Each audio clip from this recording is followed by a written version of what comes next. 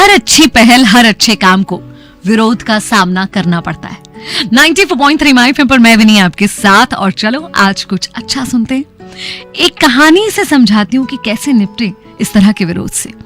एक बार गंगा के तट पर जब गुरुजी अपने शिष्यों को शिक्षा दे रहे थे तो एक शिष्य ने सवाल किया कि जब हम कोई अच्छा पहल करते हैं, कोई अच्छी शुरुआत करते हैं और अगर ये समाज और समाज के लोग उसका विरोध करते हैं तो हमें क्या करना चाहिए, उससे कैसे निपटना चाहिए।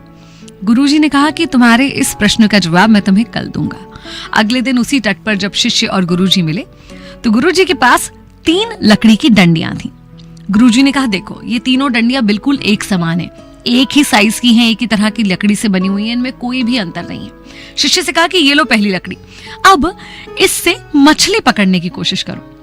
शिष्य ने उसमें कांटा अटकाया, कांटे में आटा फंसाया और लकड़ी से मछली पकड़ने की कोशिश की और फटाक से एक बड़ी सी मछली पकड़ में आ गई। गुरुजी ने कहा तेज ताकत लगाओ, ज्यादा ताकत लगा के इसे तुरंत बाहर निकाल लो। शिष्य ने वैसा ही करा, लेकिन ज्यादा ताकत लगाने से लकड़ी टूट गई। गुरुजी ने कहा लगता है बल ज्यादा हो गया, कोई बात नहीं, ये लो दूसरी लकड़ी, अब इससे प्रयास करो। जैसे ही दूसरी लकड़ी में मछली फंसी तो गुरुजी ने कहा इस बार आराम से धीरे धीरे बाहर निकालना। शिष्य ने वैसा ही करा और मछली ने इतना तेजी से खींचा कि लकड़ी शिष्य के हाथ से ही छूट गई, पानी में जा गिरी। तो गुरुजी ने कहा कोई बात नहीं, अभी एक और ऐसी ही लकड़ी हमारे पास और है। तीसरी लकड़ी दी और उससे भी मछली को निकालने को कहा।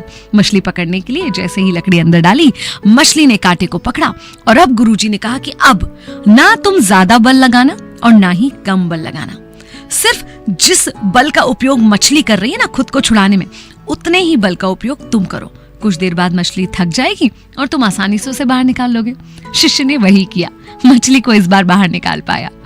अब गुरुजी ने स्टूडेंट से कहा समझे तुम लोग कुछ, ये समाज भी ना इन मछलियों की तरह है, तुम कुछ करने जाओगे तुम्हारा विरोध करेंगे, लेकिन अगर तुम इनके विरोध में ज्यादा बल से खड़े हो गए तो तुम टूट जाओगे, और अगर तुमने इनके विरोध में बल ही नहीं लगाया तो ये लोग तुम्हारी योजनाओं को नष्ट कर देंगे।